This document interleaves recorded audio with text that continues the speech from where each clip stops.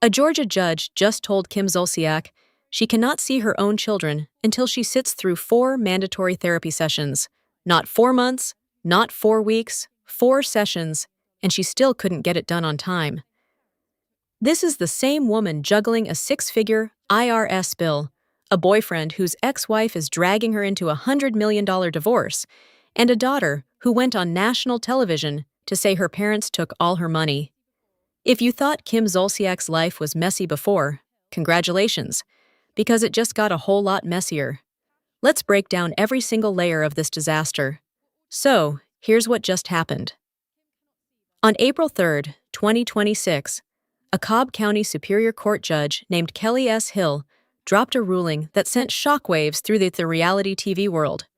Kim Zolciak's 4 minor children, KJ, 14, Cash, 13, and 12-year-old twins Kaya and Kane, were ordered to stay exclusively with their father, Kroy Biermann, effective immediately.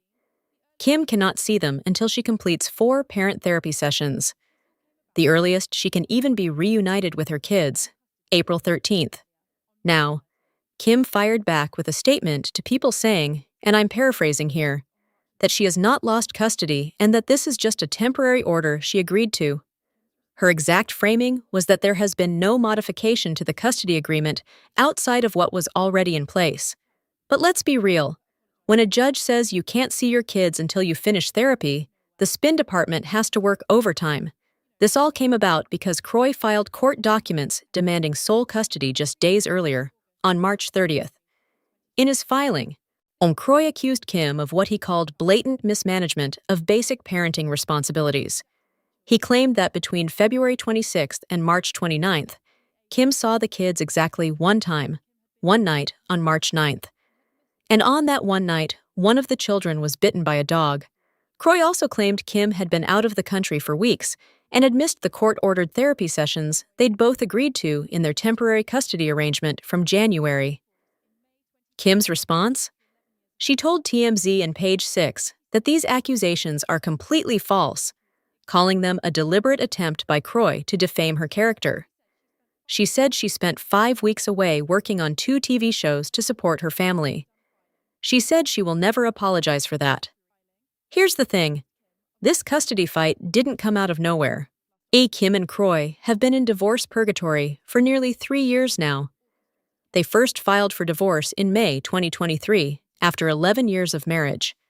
Then they briefly reconciled, as you do, when you've already filed legal paperwork to end your marriage. Then Kroy refiled in August 2023. And just when you thought they were done filing, Kroy reportedly filed again in February 2026. This divorce has more sequels than a Fast and Furious franchise. Along the way, Kroy has not been shy about airing his feelings. He's accused Kim of subjecting their children to emotional and psychological abuse. He even added DA Survivor, standing for Domestic Abuse Survivor, to his Instagram bio.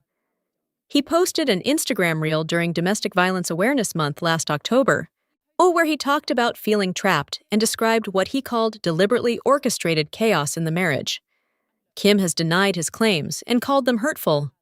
She has also accused him of mental and emotional abuse. So, both sides are pointing fingers. And meanwhile, 4 kids are caught in the middle. Kim herself said at BravoCon 2025 in Las Vegas that she doesn't know if their divorce will ever be over.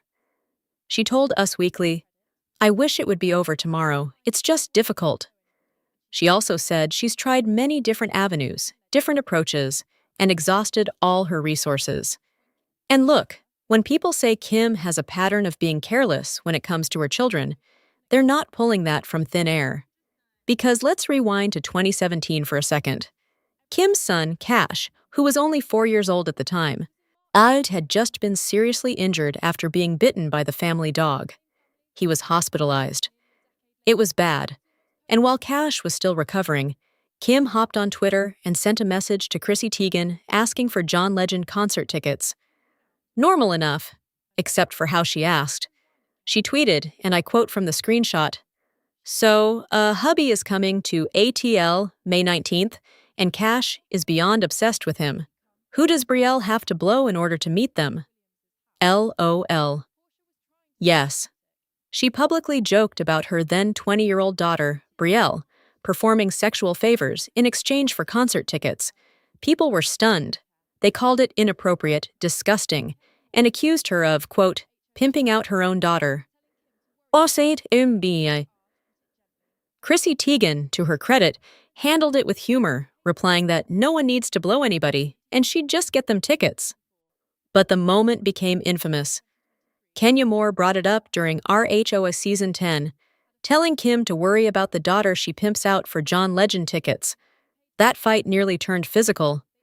Kim threw wine at Kenya and had to be held back by other cast members. And later, when Kim retold the story at Portia Williams' house, Portia, who was actually trying to defend Kim, accidentally delivered one of the most iconic lines in Housewives history. She said, and I quote, "You don't mention someone's children, period, and your injured son, and your whole daughter." Dead silence. Everyone just froze. Portia was trying to be sympathetic and somehow made it 10 times worse. And here's the thing that ties this all together. The dog bite issue has literally come full circle, because in March 2026, Kroy claimed in his custody filing that one of their kids was bitten by a dog again while in Kim's care. The same family, the same problem, nearly a decade later. It's almost poetic if it weren't so concerning. Which, given her financial situation, brings us to the next chapter. Because the custody battle isn't Kim's only problem. Her finances are, to put it gently, a catastrophe. In December 2025, the IRS filed a federal tax lien against Kim totaling over $163,000 for unpaid taxes spanning 2019, 2023, and 2024. That breaks down to roughly $104,000 for 2019, about $24,000 for 2023, and over $35,000 for 2024. And this wasn't even her first tango with the IRS. Back in April 2023, Kim and Kroy together had a federal tax lien filed against them for $1.1 million in unpaid taxes, interest, and penalties from 2013, 2017, and 2018. On top of that, they owed the state of Georgia $15,000 for 2018 taxes. But taxes are just the appetizer. In August 2023, Saks Fifth Avenue and Capital One sued Kim for over $150,000 in unpaid credit card fees. In October 2023, she and Kroy were ordered to pay Simmons Bank more than $230,000 after defaulting on a home equity line of credit. And in June 2024, this one's almost poetic. She was ordered to pay a $2,482 Target bill after a judge ruled she neglected to pay her Target credit card. Target. Let that sit with you. Then there's the mansion. Kim and Kroy's Georgia home was foreclosed on and sold in January 2025 for $2.8 million after significant price cuts. But they didn't leave. They stayed on the property until U.S. Marshals physically ejected them in April 2025. By January 2026, Kim showed off her new home on Instagram stories. A fresh start, at least visually. If you're finding this wild, do me a favor, smash that like button, and subscribe so you don't miss the next chapter of this saga. Because trust me, we're not even done yet. Speaking of financial problems, Kim's daughter, Ariana, ended up in the middle of it all. On the premiere of Bravo's Next Gen NYC in June 2025, Ariana revealed that her parents had taken all the money she earned from Instagram brand deals as a teenager. Ariana said she started getting brand deals at 14 and was earning significant income. But when she looked into her finances years later, the money was gone. She said on camera that nobody was honest. There was no transparency, and she had no idea where it actually went. When Kim went on Watch What Happens Live with Andy Cohen in July 2025, she confirmed it. She said the money was spent on bills. Her exact framing was that the rug was pulled out from the Zolciaks, and she was left holding the bag for the family. When Andy asked about her other daughter, Brielle, Kim admitted Brielle paid an electric bill here and there. Kim said she's paid Ariana back for the recent loans. The childhood earnings? She said she doesn't have the spreadsheets, but Ariana will be paid back. Ariana, to her credit, took the high road. At BravoCon 2025, she said she doesn't expect a dollar back for the childhood money. She said you can always make more money, but you can't have a new mom. And she called Kim her best friend, which honestly says a lot about Ariana's character given the circumstances. As if Kim didn't have enough legal drama in her own life, she's now tangled up in somebody else's divorce too. Kim started dating Atlanta-based entrepreneur Kyle Mowat after both of them separated from their respective partners.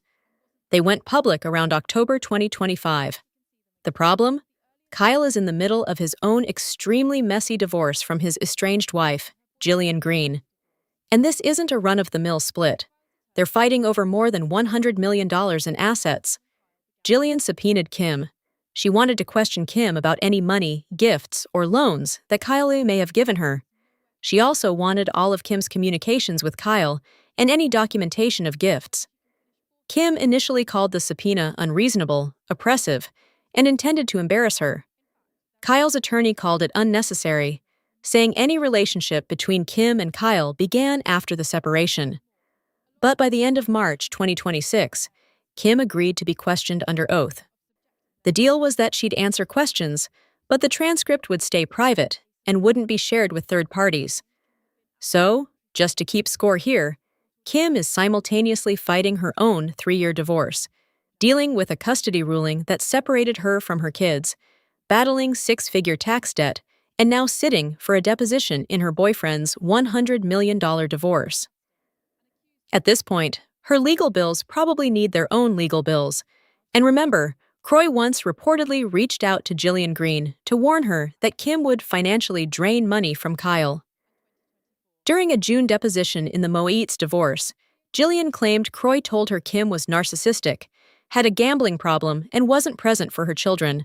Whether that's true or whether Kroy is just trying to burn everything down on his way out is anybody's guess. So, here's where Kim Zolciak is right now.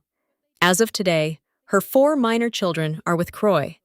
She has to complete 4 parent therapy sessions before she can see them again, with the earliest date being April 13th. Her divorce from Kroy is still not finalized, 3 years and counting. She owes the IRS over $163,000 on top of the previous $1.1 million lien. She's agreed to be questioned under oath in her boyfriend's 9-figure divorce. And her own daughter went on national television to talk about how her parents spent all her childhood earnings. Kim insists the truth is on her side. Kroy has branded himself a domestic abuse survivor. The kids are in the middle, the courts are involved, and if the past 3 years have taught us anything, this story is nowhere close to being over. In fact, there are reports suggesting Kim has been filming for multiple reality shows, the kind of shows that thrive on exactly this level of chaos. So, the question isn't whether we'll hear more from Kim Zolciak. The question is whether she can finish 4 therapy sessions before the next bombshell drops.